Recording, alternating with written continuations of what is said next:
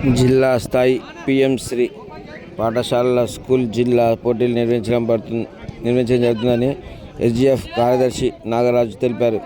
3 residential school, 25 ZP school, Narsampalli UPS 29 పాఠశాలను మొత్తం 450 మంది క్రీడాకారులు ఈరోజు వాలీబాల్ కాంపిటీషన్ నిర్వహించడం జరిగిందన్నారు. సాయంత్రం విజేతలకు సర్టిఫికెట్లు, ప్రైజెస్లు ఇవ్వడం జరుగుతుందన్నారు. అలాగే రేపు ఖోఖో, ఎల్లుండి ఫుట్బాల్ పోటీలు క్రీడా పోటీలు నిర్వహిస్తామని ఎస్జీఎఫ్ కార్యదర్శి నాగరాజు తెలిపారు. ఈ పోటీలో జిల్లా విద్యాశాఖ అధికారి విజయ ప్రారంభించారు.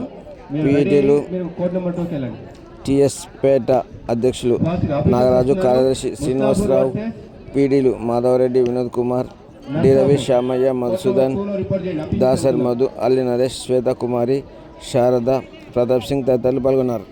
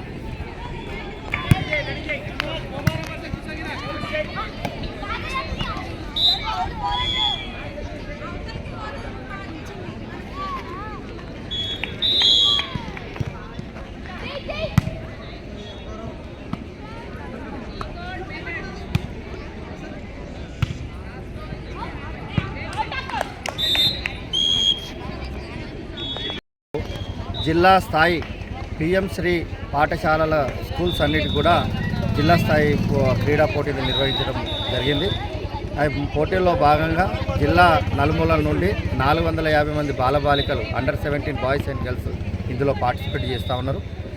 ముఖ్యంగా మొత్తము 29 పాఠశాలలు, అంటే ఒక KGBV, 3 residential school, 25 ZP school, Narsampalli UPS, ఈ 29 పాఠశాలల నుండి మొత్తము క్రీడాకారులు ఇక్కడ పార్టిసిపేట్ చేస్తున్నాం. మొదటి రోజు ఈరోజు వాలీబాల్లో కాంపిటీషన్ నిర్వహించినాం.